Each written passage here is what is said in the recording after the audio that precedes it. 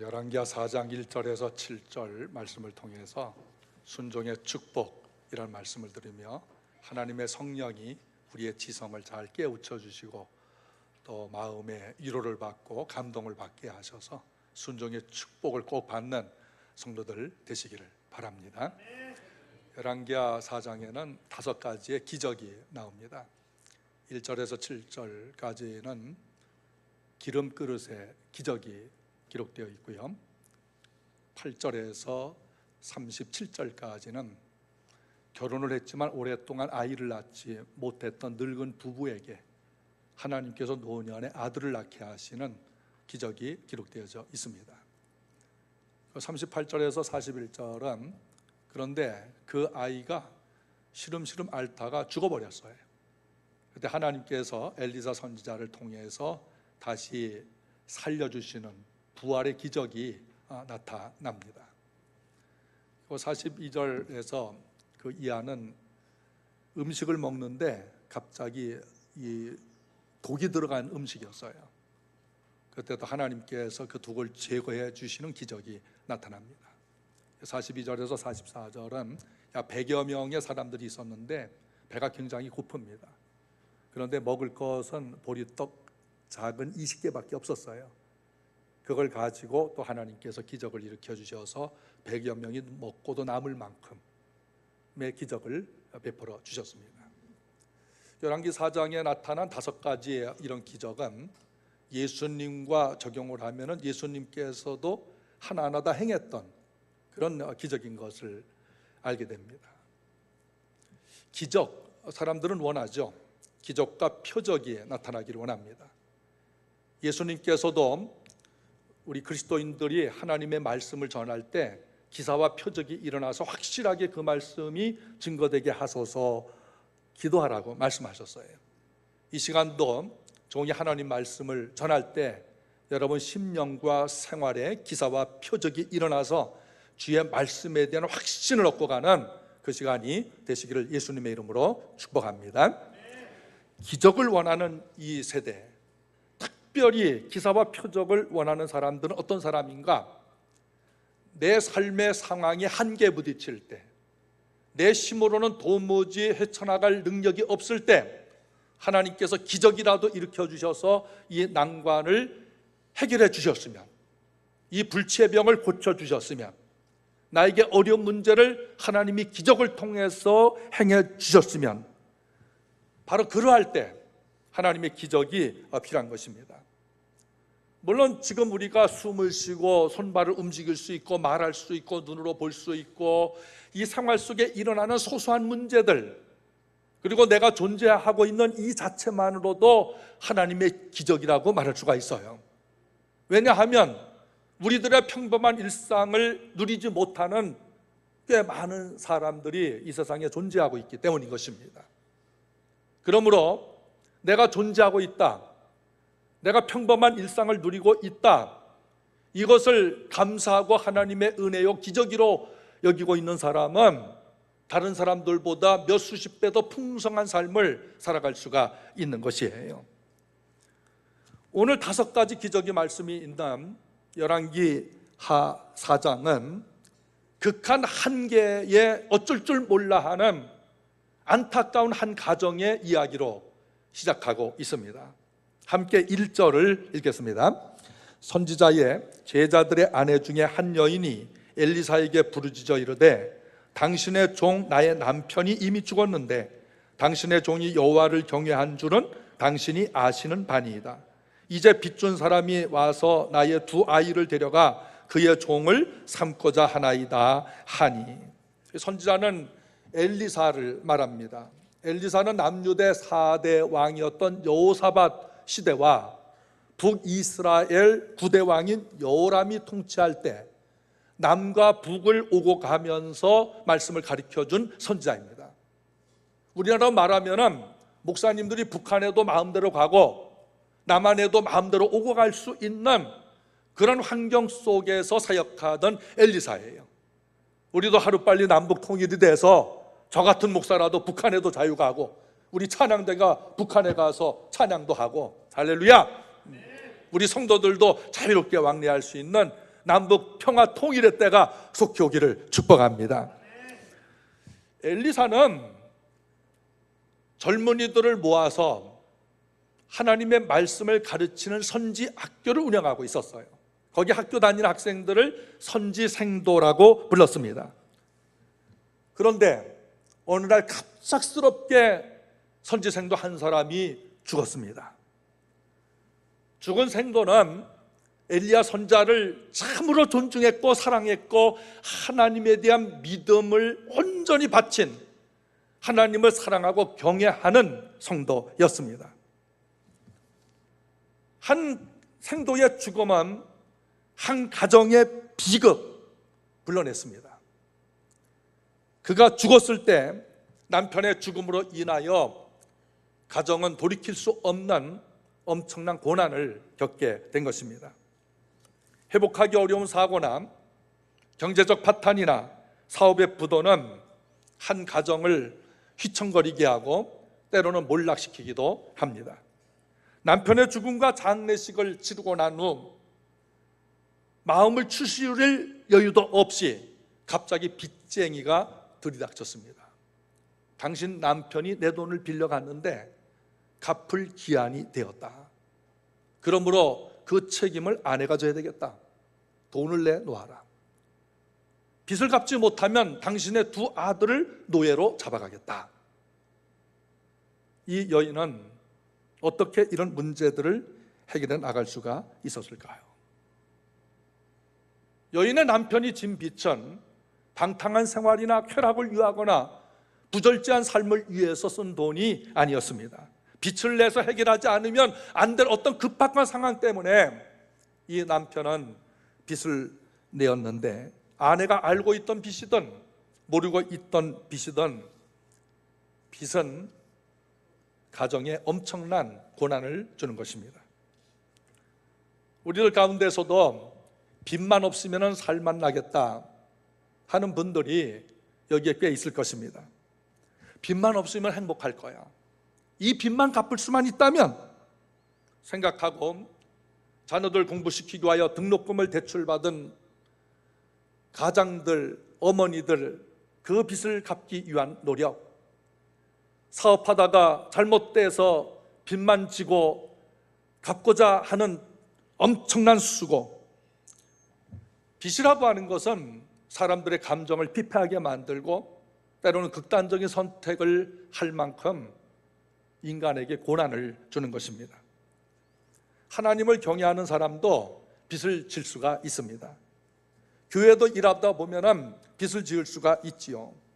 그러나 도박을 하거나 무절제한 삶을 살기 위해서, 쾌락과 허랑방탕과 사치를 위해서 지는 빚은 죄악이라고 하는 것입니다. 대부분의 교회가 땅을 살 때 또는 건축을 할 때 선교사 후원 다 끊고 구제하지 않고 복지 분야 생각하지 않고 건축을 하거나 땅을 삽니다. 제가 언젠가 이 목회자들 세미나에서 그런 이야기 한 적이 있어요.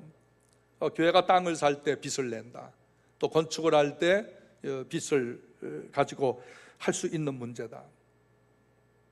그런데 선교를 하거나 구제를 하거나 선한 일을 위해서 빚내는 교회가 있다면 어떤 교회라고 생각할까?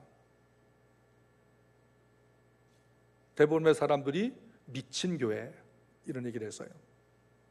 여러분 어떻게 생각합니까? 오늘 이런 일들은 무엇에 미쳐야 되는가? 그거 어떻게 해야 가능한가? 예수에 미치지 않으면 그렇게 할 수가 없죠. 많은 교회들이 땅과 건축 문제로 선교하지 않고 구제하지 않고 있을 때 제가 우리 교회를 돌이켜 봤어요. 제가 건축하기 전에 이런 설교한 기억이 나요. 여러분, 건축을 하고 싶으면 저랑 약속을 하셔야 됩니다.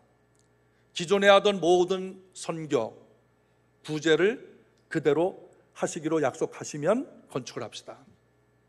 그때 여러분 모두 다 아멘 했습니다. 기억이 안 나세요? 모두 다 아멘 했습니다. 그때를 기억하면서 다시 한번 해봅시다. 여러분, 교회당을 건축하고 싶으면 기존에 하던 모든 선교와 구제를 그대로 하기로 약속하시면 건축을 하겠습니다. 그래서 한 겁니다. 만약 그때 여러분이 아멘하지 않았다면 저는 건축을 시작하지 아니했을 겁니다. 물론 교회가 대출받아 빚도 졌습니다. 건축하는 기간이나 건축한 이후에도 이자를 갚고 있지만 기존에 하던 선교비 그대로 하고 구제 그대로 하고 연합활동하는 일에 그대로 지원을 하고 있습니다. 저는 이것이 여러분들에게 놀라운 간증이 된다고 믿습니다. 만약 우리가 해야 될 것을 다 끊어버리고 우리 거 먼저 했다고 한다면 우리에게 무슨 간증이 있을까요? 그냥 온누리교회는 건축하는데 빚 졌는데 그냥 거기서 그렇게 했대. 그것으로 되실 거예요. 그러나 여러분들은 선한 일을 계속하면서 지금도 신앙생활을 하고 있습니다. 그렇게 하면서도 교회가 교회다울 수 있는 것은 하나님의 놀라운 은혜인 줄로 믿습니다. 우리 하나님께 감사합시다. 하나님께 감사합시다. 하나님께 감사합시다. 할렐루야. 우리 성도들이 같은 마음으로 그런 믿음으로 호응을 했기 때문에 온누리교회의 존재감이 나타나는 거예요. 하나님 영광을 받으시는 것입니다. 물론 빚을 안 지면 좋겠지만 하나님을 경외하는 사람도 빚을 질 수가 있어요. 그러나 방탕한 삶, 무절제한 삶, 쾌락을 위한 삶, 자기의 유익만을 위한 삶을 위하여 빚을 졌다면 그것은 사치요 지약이라는 것이에요. 남편이 죽자 돈을 빌려준 사람이 찾아왔어요. 기한이 되었으니 빚을 갚으라는 것입니다. 갚을 돈이 없으면 두 아들을 노예로 데려다가 노동력의 가치를 계산해서 빚을 갚으라고 했습니다. 고대 이스라엘에서는 땅을 매매할 수가 없기 때문에 빚 갚을 능력이 없으면 그 집의 가족들을 노예로 삼습니다. 그 노동력의 가치가 찼을 때까지 노예로 삼는 것입니다. 이 여인의 집은 저당받을 만한 부동산도 없습니다. 돈이 될 만한 물건이 없었습니다. 두 아들을 데려다가 노예로 삼고 노동력으로 빚을 갚도록 하겠다고 하는 것은 이 여인의 생명을 위협하는 것과 같았습니다. 남편 없는 이 여인에게 두 아들은 세상의 소망이었던 것입니다. 레위기 22장과 25장은 이스라엘이 부채 속박에서 벗어나지 못했을 때 가장 가까운 친척들이 그 빚을 갚아주어라 라고 명시되어져 있습니다. 가까운 친척이 빚을 갚아주면 되는데 사람이라고 하는 것이 같은 친척이라 할지라도 내가 살만했을 때는 친척들이 가까이 지나나 내가 망했을 때는 친척들이 전화도 잘 받지 않고 교제가 소원해지는 것이 인간 사회가 아니겠습니까? 이 여인은 재산도 없습니다. 빚을 대행해 줄 만한 친척이 없습니다. 설령 그런 재산 능력이 있는 친척들이라 할지라도 빚진 이 여인과 두 아들을 책임지겠다고 하는 친족은 나타나지 않았던 것입니다. 이런 사람들은 사회복지 안전망에서 누락되어 있는 사회적 약자들이라고 할 수 있습니다. 2014년 2월 서울 송파구 세 모녀 자살 사건 기억나는 분이 있을 겁니다. 당시 세 모녀 자살 사건은 우리 사회에 뜨거운 부끄러움을 안겨다 주었습니다. 한 어머니는 고질병을 앓고 있으면서도 일을 하지 않으면 안 되었습니다. 일하다가 쓰러져서 더 이상 병원에도 갈 수 없을 만큼 궁핍한 삶을 살았습니다. 두 딸은 알바를 해서 근근히 생계를 이어갔지만은 집세도 내기 어려울 만큼 힘들었습니다. 엄마와 두 딸은 결심하기를 우리가 죽어야 되겠다 하고서 70만 원과 편지를 남기고 자살을 했습니다. 70만 원 가지고 다 갚을 수 없는 집세를 낼 것이고 공과금이 밀리지 않도록 해주세요. 이 세 모녀는 공과금을 밀린 적이 없다고 합니다. 그것을 빚으로 생각했기 때문이에요. 공과금을 매달마다 꼬박꼬박 냈음으로 인해서 우리 사회는 이 집은 도움을 주지 않아도 되는구나 이런 생각을 해서 복지에서 탈락을 시켰던 것입니다. 그 이에 축용받은 우리 사회가 세모녀 발의법을 내서 국회에서 통과됐지만 똑같은 세모녀가 우리 사회에 존재해도 새로 만든 법 가지고도 그런 모녀를 도울 수 있는 길은 아직 없습니다. 생활의 쪼들림과 빚은 계속 이 사람 저 사람에게 돈을 빌리게 하고 한계상각에 부딪히며 극단적 선택을 할 수밖에 없는 것이 나약한 인간인 것입니다. 이 여인이 얼마나 무서웠겠어요. 남편 죽은 것만으로도 충분히 슬프고 살 길이 막막한데 빚쟁이가 나타나서 두 아들을 노예로 잡아가겠다고 했을 때에 이 여인의 마음이 어떻겠습니까? 여인은 선지자 엘리사를 찾아가 자초지종을 이야기합니다. 1절은 조용조용하게 이야기했다고 말하지 않습니다. 엘리사 선지자에게 가서 부르짖었다라고 표현합니다. 당시 선지자를 찾은 것은 하나님 앞에 중보해 달라는 믿음의 표현입니다. 선지자님, 내가 어떻게 하면 좋을지 하나님 앞에 간구하여 알려주세요. 내가 믿을 것은 하나님밖에 없는데 하나님이 선지자님에게 뭐라고 말씀하시는지를 저에게 알려주세요. 울면서 부르짖은 것입니다. 사람마다 사정은 달려도 난관에 부질때 있죠. 어려움이 있을 때가 있습니다. 그때 손해를 보고 갑자기 좋지 않게 변한 환경으로 인해서 낙심과 절망에 빠졌을 때에 하나님을 바라보는 사람보다는 사람을 찾아가고 이 사람 저 사람에게 불평하고 원망하며 누구 때문에 너 때문에 그랬다고 책임을 전가시키는 것이 인간의 마음입니다. 어려움을 당할 때 어디로 가야 할까요? 극한 상황, 죽을 만큼의 한계에 부딪혔을 때 뒤틀어진 삶에서 우리는 무엇을 해야 하겠습니까? 하나님께 부르짖기를 바랍니다. 하나님 앞에 나가는 인생은 반드시 일어설 수 있게 만들어 주십니다. 부르짖어야만 하나님이 들으시냐고 판단하지 마세요. 하나님이 귀가 먹으셨냐고 말하지 마세요. 감당할 수 없을 만큼 일이 터졌을 때에 하나님, 내가 누구에게 말할 수가 있었습니까? 하나님 말씀하셨죠. 수고하고 무거운 짐진 자들아 다 내게로 오라. 내가 너희를 편히 쉬게 하겠다. 그럼 나는 쉼이 없습니다. 평강이 없습니다. 하나님, 내 사정을 들으시니 하나님께 부르짖기를 바랍니다. 창세기 21장 17절에 아브라함의 후처 하갈은 아브라함의 본처 사라가 이삭을 낳자 집에서 쫓겨나게 되었습니다. 어린 이스마엘을 데리고 하갈이 광야에 갔을 때 아이가 목이 마르다고 울기 시작했습니다. 아무리 찾아봐도 샘물이 보이지 않아요. 하나님 앞에 살려주세요, 내 아들이 목마르 죽게 생겼으니 하나님 물을 주세요. 그때 하나님께서 하갈의 눈을 밝혀주셔서 그 옆에 있는 샘물을 마시고 살게 하시고 축복하시기를 내가 이스마엘을 통해서도 큰 민족을 이루어 주겠다고 약속을 하셨습니다. 하나님께 부르짖을 때에 눈이 밝아집니다. 오늘도 이 말씀을 들으면서 심령으로 부르짖으십시오. 생명의 눈, 영혼의 눈이 밝아질 줄 믿습니다. 출애굽기 3장 9절에 애굽에서 학대당하는 이스라엘의 부르짖음을 들으시고 하나님께서 인도해내시기로 약속하셨습니다.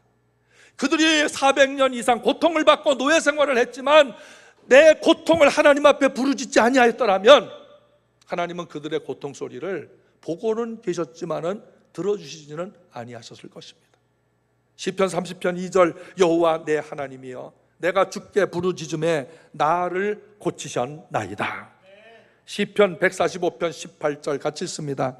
여호와께서는 자기에게 모든 자, 곧 진실이 강구하는 모든 자에게 가까이 하시는 도다. 그는 자기를 경외하는 자들의 소원을 이루시며 또 그들의 부르짖음을 들으사 구원하시리로다. 아멘. 예레미야 33장 3절은 너는 내게 부르짖으라 내가 내게 응답하겠고, 부르짖는 자는 응답을 받습니다. 크고 비밀한 일을 내게 보여주게 되어지는 것입니다. 로마서 8장 15절에 너희는 다시 무소하는 종의 영을 받지 않고 양자의 영을 받았으므로 아빠 아버지라 부르짖느니라. 아버지를 찾으시 바랍니다. 아버지 앞에 부르짖길 바랍니다. 어려울 때 내 손을 잡고 일으켜 세워주는 사람 있어야 되지 않겠어요? 나에게 용기를 주는 사람, 응원을 해줄 수 있는 사람, 다시 힘을 내세요, 내가 도와줄게 해주는 이가 있어야 되지 않겠습니까? 하나님은 우리의 손을 잡고 일으켜 주시는 분이십니다. 이 세상 모든 사람이 내가 어렵다고 떠났을 때도 하나님은 나와 함께 하시고 나를 용기를 주시는 분이십니다. 욥이 극한 상황 속에서 고통을 받을 때 아내도 떠나고 자식들 다 죽고 친구들 다 떠나서 혹은 왔던 친구들이 비판을 했지만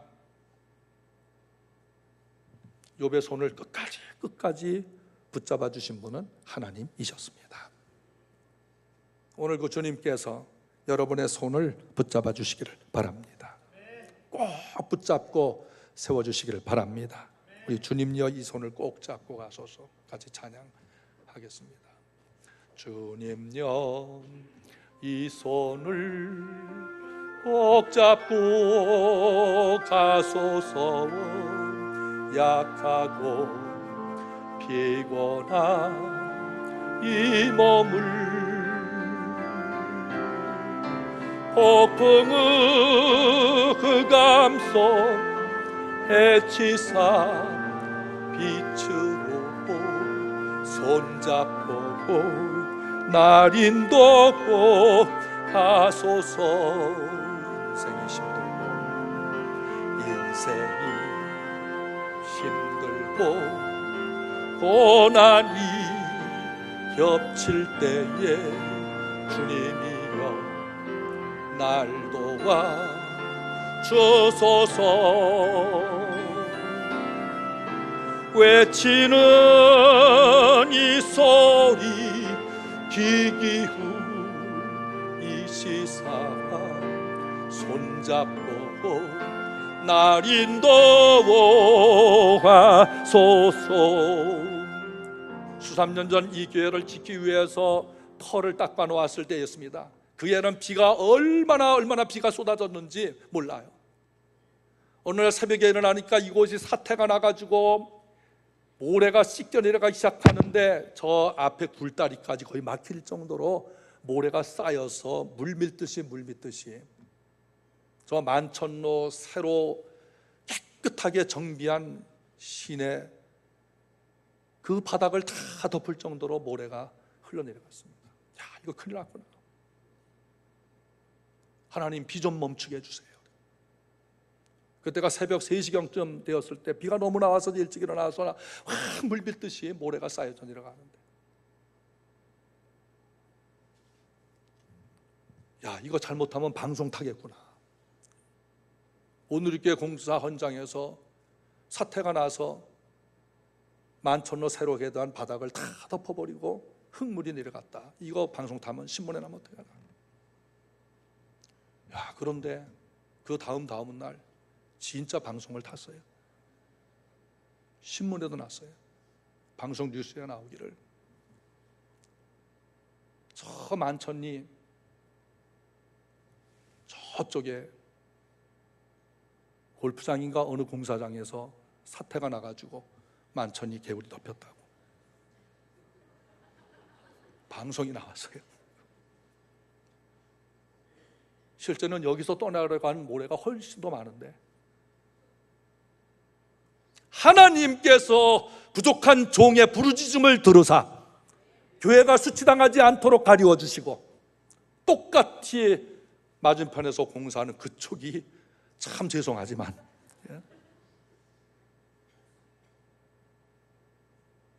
그래서 저 아래 마을 사람들이 교회 와서 한 번도 항의한 적이 없어요. 다 저기 가서 항의했어요.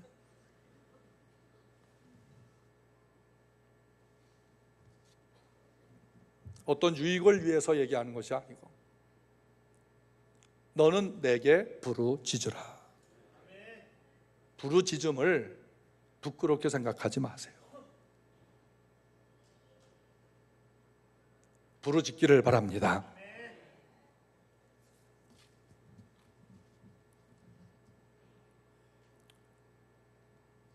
우리가 씨앗을 심어야 열매를 거둘 수 있어요. 축복의 씨앗을 심어야 돼요. 2절 읽겠습니다. 엘리사가 그에게 이르되 내가 너를 위하여 어떻게 하랴? 네 집에 무엇이 있는지 내게 말하라. 그가 이르되 계집종의 집에 기름 한 그릇 외에는 아무것도 없나이다. 엘리사는 여인의 부르짖음 듣고 그래 내가 갚아줄게 염려하지 마세요 그렇게 말하지 않았어요. 엘리사가 돈이 있겠습니까? 간혹 목사에게 돈 달라는 사람도 있어요. 뭐 몇만 원 정도는 줄 수 있겠지만 그것도 계속 달라면 어떻게 주겠습니까? 엘리사는 돈을 줄 수가 없었습니다. 그러나 그의 스승 엘리야의 하나님은 엘리사의 하나님이십니다. 그 하나님은 오늘 우리의 하나님이십니다. 사도행전 3장 6절 베드로가 예배하러 갈 때 성전 문 앞에 거지가 앉아 있다가 돈을 주세요라고 바라봤습니다. 그러나 은과 금은 내게 없거니와 내게 있는 것으로 내게 주노니 예수 그리스도의 이름으로 일어나 걸으라. 그가 발에 힘을 얻고 뛰어서서 걸으며 성전에 들어가 하나님을 찬양했습니다. 그는 평생 주저앉아 살았기 때문에 성전 안에 들어갈 수가 없어요. 성전 안에 장애인은 그 당시 들어갈 수가 없었기 때문이에요.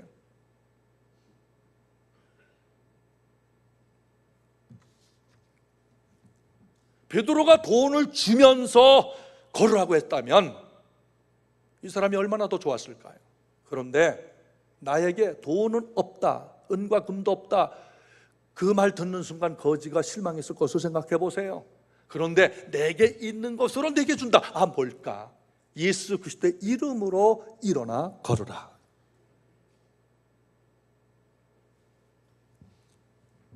예수님의 이름, 능력의 이름입니다. 죄사함의 능력입니다. 생명을 주시는 이름입니다. 우리를 살리는 능력 있는 이름인 것입니다. 우리의 질고를 영원히 고쳐줄 수 있는 의사는 예수님이십니다. 죄와 허물로 죽었던 이를 완벽하게 고치시는 분은 예수 그리스도, 바로 그분이십니다. 누군가 여러분에게 당신에게 있는 것은 무엇이냐고 묻거든 확실하게 나에게는 예수가 계십니다. 나에게는 예수가 계십니다. 말하시길 바랍니다. 엘리사는 내게 있는 것이 무엇이냐라고 묻습니다. 여인은 한 그릇에 기름이 조금 있다라고 말합니다. 여인의 집에는 쌀도 없어요, 밀가루도 없어요, 반찬이 없어요. 팔아서 생활비를 대체할 만한 아무것도 존재하지 않아요. 오직 한 그릇에 작은 기름, 그것이 먹는 기름이든 몸에 바르던 기름이든 팔 수도 없을 만큼의 작은 기름이 남아있을 뿐입니다. 그것은 그 여인의 집에 남아있는 마지막 물질이었어요. 하나님은 우리에게 있는 것을 가지고 쓰기를 원하십니다. 출애굽기 4장 2절에 모세가 하나님의 부르심을 받고 너 애굽에 가서 이스라엘 백성들을 가나안 땅으로 인도하라고 했을 때 모세는 거절합니다. 하나님, 나는 지식이 없어 못해요, 말을 못해요, 힘이 없어 못해요, 늙어버서 못해요. 하나님은 하자고 하니까 모세는 못한다고 합니다. 그럼 넌 도대체 아무것도 없는 네가 가지고 있는 게 뭐야? 여기 지팡이가 있습니다. 그럼 그 지팡이를 던져봐. 뱀이 됐어요. 다시 잡아봐. 지팡이가 됐어요. 내가 지팡이를 가지고 양무리를 이끈 같이 내가 너를 잡아서 쓸게. 모세야, 지팡이 같은 너를 내가 잡아서 쓸 테니까 말 못해도 괜찮고 힘 없어도 괜찮고 능력 없어도 되고 너 나한테 잡혀서 사용되어져라. 여러분, 하나님께 잡히길 바랍니다. 마른 지팡이 움직일 수 있습니까? 마른 지팡이 꽂아놓으면 싹이 날 수 있습니까? 그러나 그 지팡이를 사람이 쓸 때에 무기도 될 수 있고 파리도 쫓을 수 있고 내 몸을 지탱할 수 있는 다리도 될 수 있어요. 그러나 버리면 그냥 나무 조각에 불과해요. 오늘 마른 막대기 같은 나를 하나님께서 잡고 쓰시면 위대하게 쓰임받을 수 있습니다.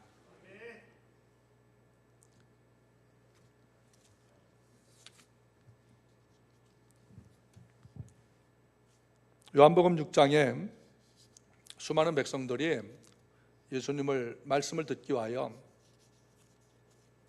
슈퍼마켓이 없는, 인가가 없는 광야까지 갔어요. 저녁이 되어 배가 고프는데 예수님께서 제자들 너희들 이리 와 하더니 너희가 먹을 것을 줘라. 근데 빌립이 계산을 빠르게 합니다. 예수님, 이 수많은 사람들을 먹이려면 200데나리온의 돈이 필요합니다. 한 사람의 노동자가 200일 동안 일해야 얻을 만큼의 돈이 필요한데 저희는 지금 돈을 갖고 있지 않습니다. 일하자고 하면 돈 계산 빨리 하는 분들 있잖아요. 그런 분들도 필요해요. 그런데 문제는 돈만 생각하니까 일을 못하는 거예요. 주님이 원하시는 일을 못하고 있는 겁니다. 하나님께서는 우리가 가지고 있는 돈이 얼마 있는가, 일하기에 충분할 만큼 준비가 됐구나, 그러면 하라, 이렇게 말씀하시잖아요. 제자들 선택할 때 내가 너의 인격을 보고 지성을 보고 너의 가문을 보고 환경을 보니까 내 제자 되기에 합당해서 내가 너희를 선택한다, 아니에요. 이스라엘 민족을 선택할 때 너희는 큰 민족이고 우수한 머리를 가지고 있고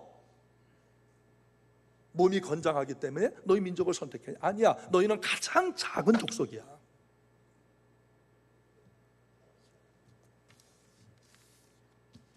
그런데 안드레가 어디서 어린아이 도시락 하나 가져와서 예수님, 이 도시락 안에 보리떡 5개 있고요, 물고기 2마리 있어요. 이걸 가지고 도대체 뭘 어떻게 할 수가 있겠어요?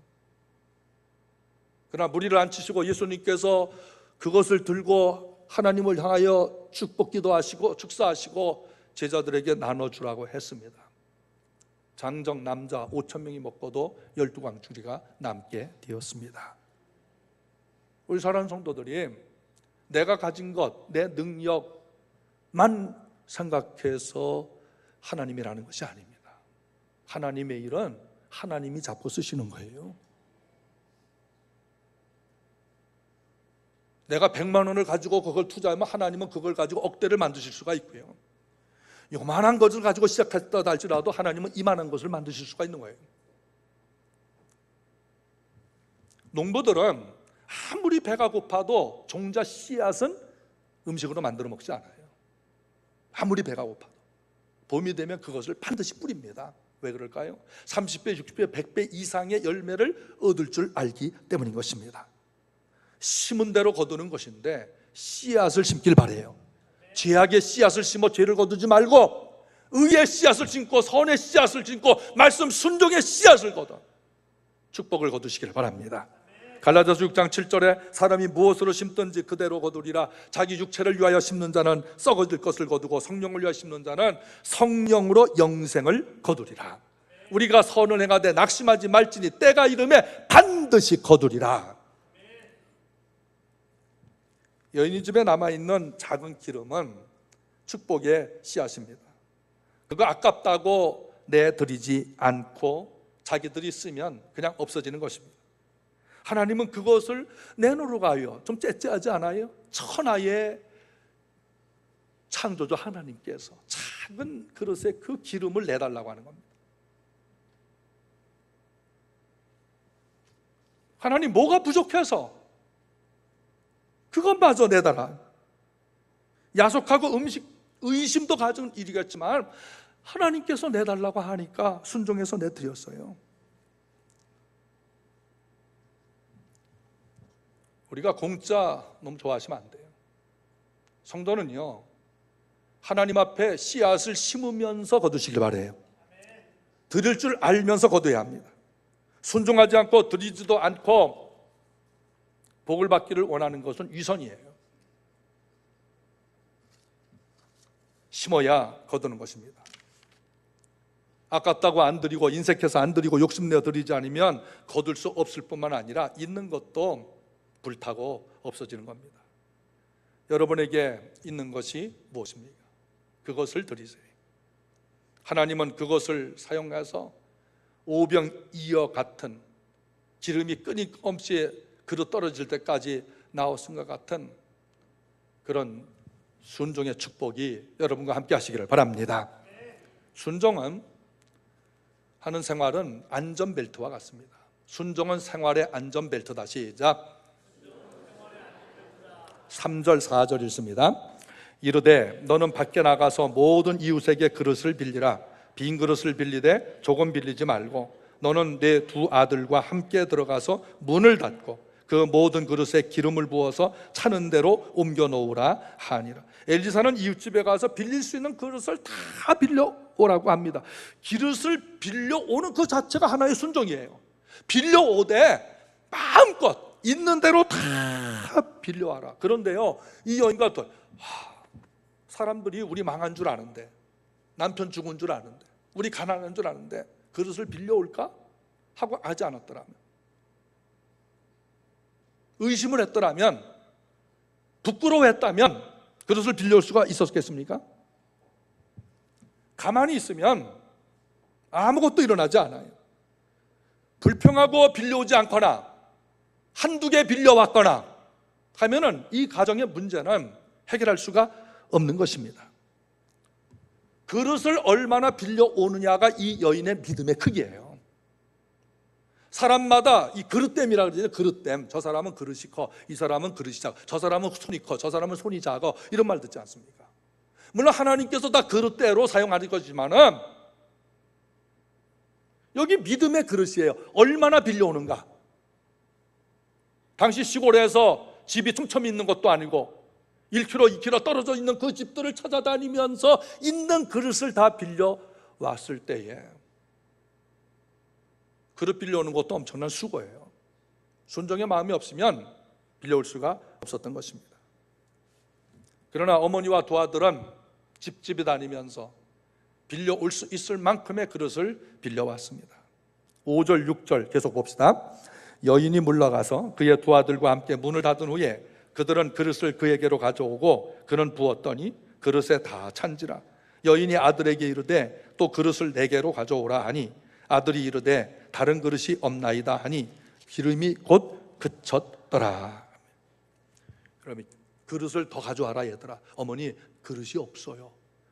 이때 가장 아쉬워했던 사람이 누굴까? 엄마 있지 않겠어요? 야, 더 빌려올 걸. 하나라도 더 빌려올 걸. 그런데 상황이 끝난 겁니다. 순종은 순종이 필요할 때 꼭 하시길 바래요. 상황 끝나서 뒷북치지 말고 순종할 때에 힘들어도 같이 하셔야 합니다. 순종이 하나의 그릇이에요. 축복의 그릇이고 믿음의 그릇입니다. 그러니까 우리가 하나님 앞에 순종하는 시간은 언제든지 있는 게 아니에요. 오늘 할 순종은 오늘 하시고 내일 할 순종은 내일 하시고요. 세월 지나가기 전에. 최근에 제가 아는 청년의 어머니께서 교통사고로 돌아가셨습니다. 어떻게 돌아가시니까 안전벨트를 매지 않아서 돌아가셨다는 거예요. 얼마나 안타깝습니까? 아직 젊습니다. 그 손녀가 한 달 후에 태어납니다. 안전벨트만 맸다면 안 돌아가신 거예요. 안전벨트 안 맴으로 인해서 핸들이 갈비뼈를 부딪히고 그 갈비가 장기를 훼손시켜서 2시간 만에 돌아가죠.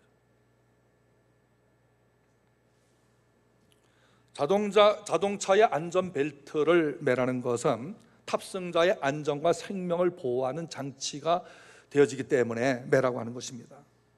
저도 우리 성도들 가운데 제가 다른 차를 탈 때 안전벨트 매세요. 제가 꼭 얘기하지 않습니까? 그런데 어떤 분들은 안전벨트 매면 불편해요, 귀찮아요, 뱃살 줄일 생각은 하지 않고 이런 온갖 변명을 다 하면서 안 매려고 애를 쓸 때 사고 나면 어떻게 해요?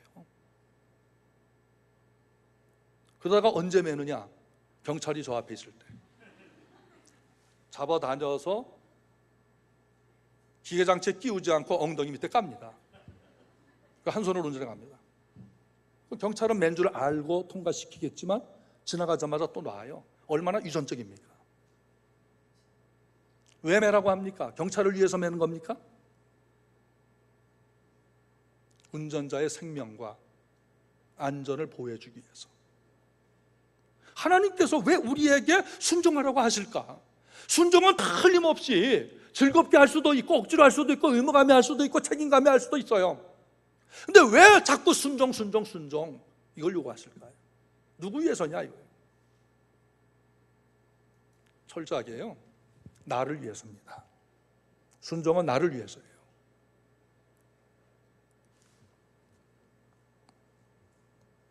우리 신앙생활이 순종이 습관이 되는데, 저 같은 경우는 차에 앉으면 나도 모르게 안전벨트가 진짜 매여 있어요. 내가 언제 맸는지 모르게 매여 있어요. 아, 목사님 거짓말. 아니요, 제가 탓하는 거 보세요. 저는 앉으면 맵니다. 그러니까 순종이 습관화가 되어야 돼요. 분명히 순종이라고 하는 것은 하나님의 우리의 행복을 주고 안전을 주고 생명을 보여주시는 안전벨트와 같은 역할인데, 이게 불편하다, 힘들다, 안 한다, 나는 하기 싫다, 이래서 안 한다면 여러분 어떻게 되겠습니까? 하나님께서 계명을 주셔서 우리에게 지키라고 하시는데, 그 십계명을 지키면은 이 사회가 얼마나 밝아질 것을 여러분 스스로 알지 않습니까? 십계명이 무너지니까 사회가 죄악이 많아요. 신명기 10장 13절에 왜 이 계명을 주냐? 내 행복을 위해서 주셨다. 신명기 28장 1절에 왜 계명을 순종하라고 하느냐? 모든 민족이 뛰어난 민족이 될 것이고 내가 잘 되기 위해서 이 계명을 지켜라 라고 합니다. 여러분이 하나님 앞에 순종하는 것이 목사를 위한 것 아니고요, 교회를 위한 것이 아니고 하나님을 위한 것 같은데 철저하게 여러분 자신을 위해서 순종의 복이 있기를 바랍니다. 이런 신앙생활의 맛에 길들여져야 그게 예수 믿는 즐거움이 있는 거예요. 억지로 하다가도 순종의 맛을 보면요, 그때 신앙의 진수를 맛있게 감당하면서 살아갈 수가 있어요. 우리가 신앙생활의 근본은 하나님을 즐거워하는 것이고 기뻐하는 것인데요. 자, 결혼 10년 차 부부에게 물었습니다. 지금도 신혼 기분 나시죠? 아무도 대답을 못합니다. 자, 결혼 10년 차에게 신혼 기분 나시죠? 했을 때에 그렇게 대답하는 부부는 이상하게 쳐다보는 거 아니겠어요? 아, 요즘 어때세요? 그러면 뭐 사랑보다는 정으로 살고요, 그저 각방 쓰고요, 애들 때문에 헤어지지 못해서 살고요, 밥 차려주니까 먹고 출근하고 월급 갖다 주고 이러서 삽니다. 이거는 의무방어전이에요. 부부가 의무 때문에 이제 사는 건데, 그럼 이 가정에 진정한 행복이 있느냐? 그런 엄마 아버지를 보는 자녀들이 결혼하고 싶어지겠는가? 우리가 인생에 사는 목적을 하나님께 영광과 즐거움에 두고 있는데, 창조주 하나님을 즐거워할 때, 그런 마음이 없이 의무감에서만 할 때, 하나님을 즐거워하지 않고 기쁨이 없을 때는 순종이 힘든 겁니다. 진짜 힘든 거예요. 뭐 그렇게 해서라도 순종해야겠다, 하나의 작은 믿음이라고 할 수가 있겠지만은, 그러면 10년차 부부든지 그 위에든지 더하든지, 또 우리가 하나님을 신앙할 때 순종이라든지, 이 모든 것의 근본적인 힘은 뭐냐? 사랑인 것이에요. 사랑을 해야 합니다. 천국이 좋은 것은 왜 좋죠? 환경이 좋아서요? 수정 바다가 있어서요? 아니죠. 사랑이신 예수님이 함께하기 때문에 천국인 거예요. 지옥은 주님이 없어요. 사랑이 없다는 겁니다. 여러분 가정에 사랑이 없으면 지옥 같은 가정이에요.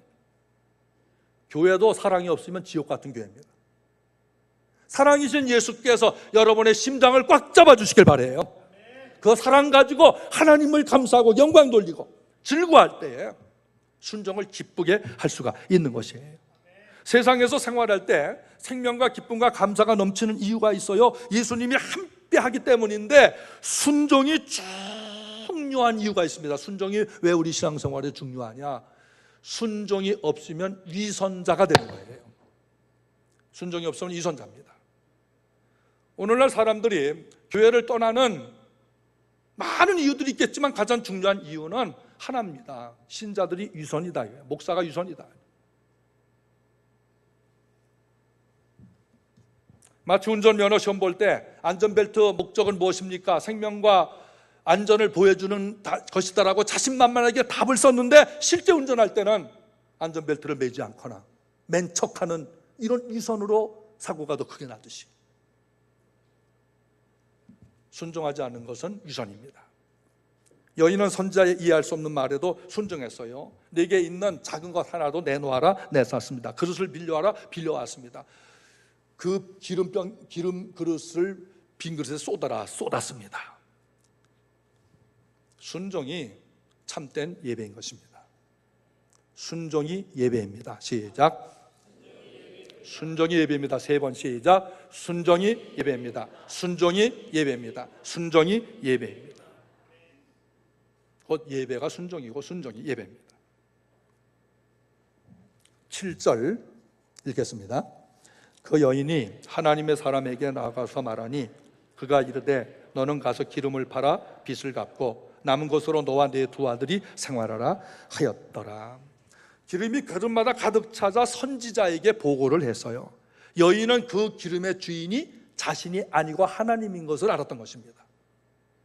이 기름은 내 것이 아니야, 하나님의 것이야. 선지자에게 보고를 합니다.